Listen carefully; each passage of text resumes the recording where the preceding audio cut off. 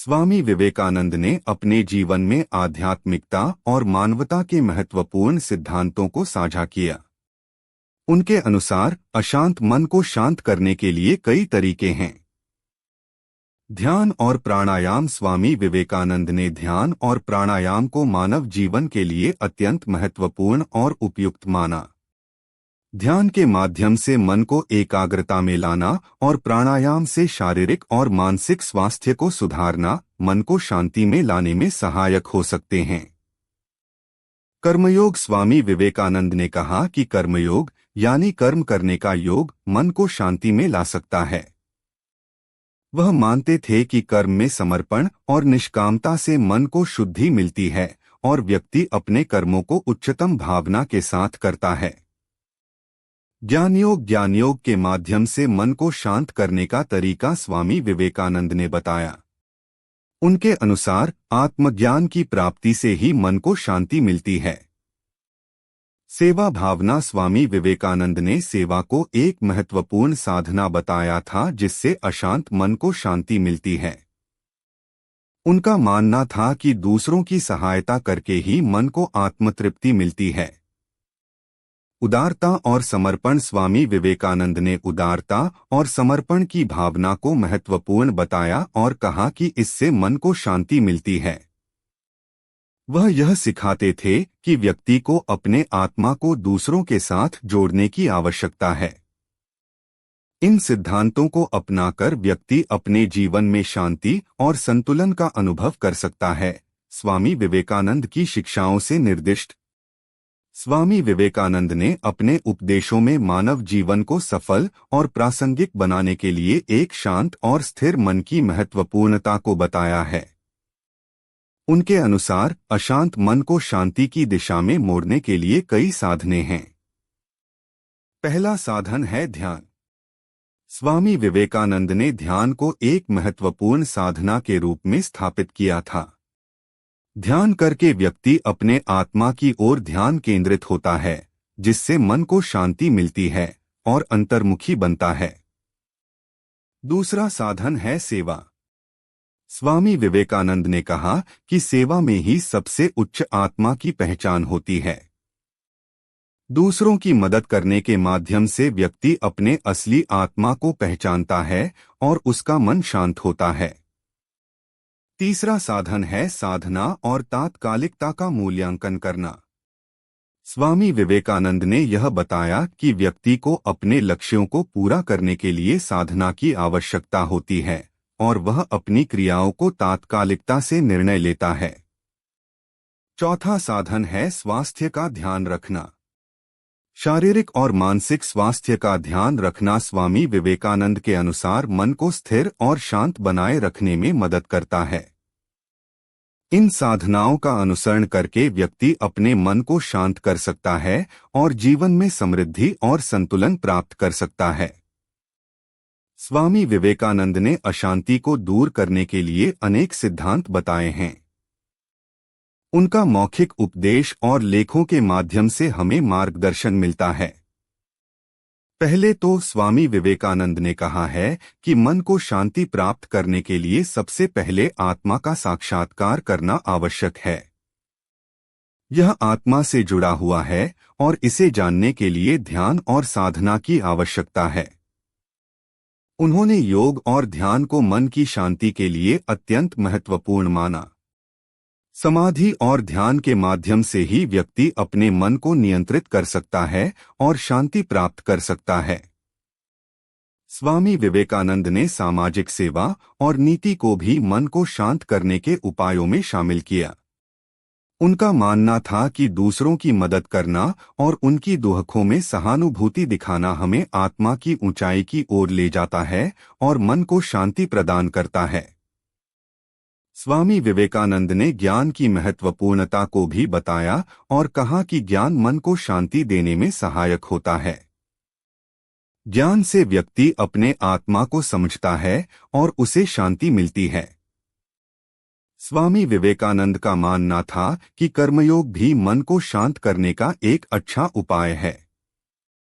उनके अनुसार कर्मयोग में आत्मा को समर्पित करके व्यक्ति अपने कर्तव्यों को निर्वाह करता है, और इससे मन को शांति मिलती है। स्वामी विवेकानंद ने मानव जीवन को एक अनगिनत सौभाग्यपूर्ण अनुभव के रूप में देखा और उसे एक महान यात्रा माना। उनका दृष्टिकोण जीवन को सकारात्मकता और आत्मपरिपूर्णता की दिशा में बदलता है। स्वामी विवेकानंद का कहना है कि अशांति का मुख्य कारण हमारी मानसिक स्थिति में है।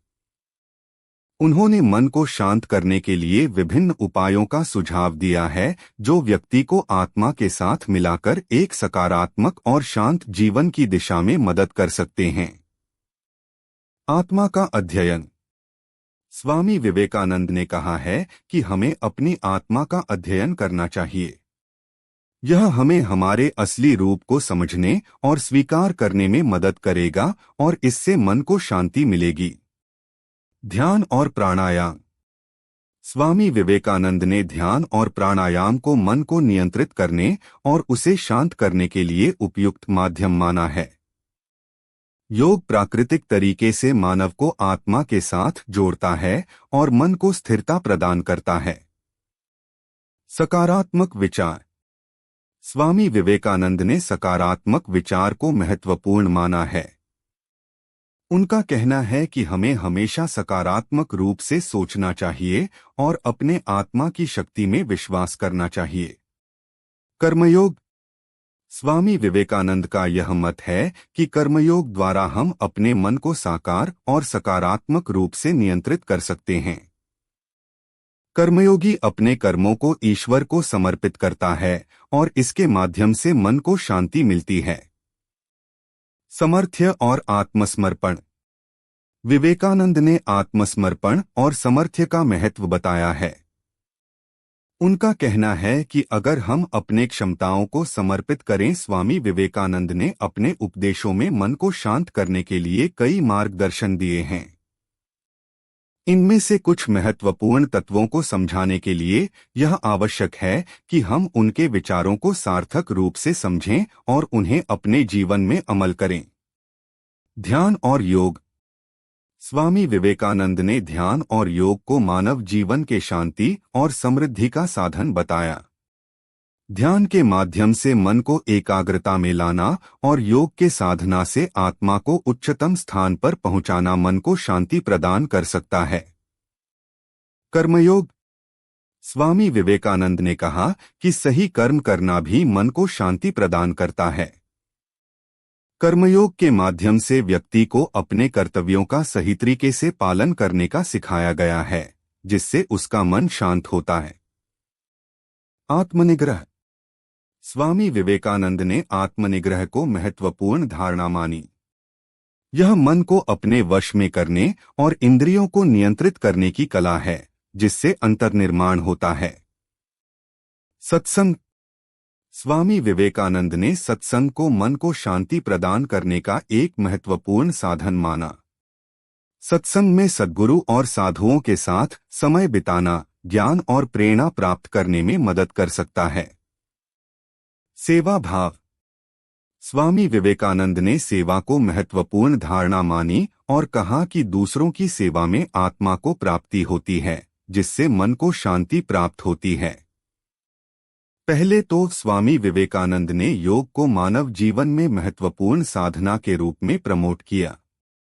योग के माध्यम से व्यक्ति अपने मानसिक और शारीरिक स्वास्थ्य को सुधार सकता है, जो शांति की ओर एक कदम है। ध्यान और प्राणायाम का अभ्यास व्यक्ति को मानसिक स्थिति में स्थिरता प्रदान कर सकता है, जिससे अशांति को शांति में बदला जा सकता है। दूसरे रूप में स्वामी विवेकानंद ने सेवा भावना को महत्वपूर्ण माना और यह कहा कि दूसरों की मदद करना मानवता में शांति और सामंजस्य का स्रोत है।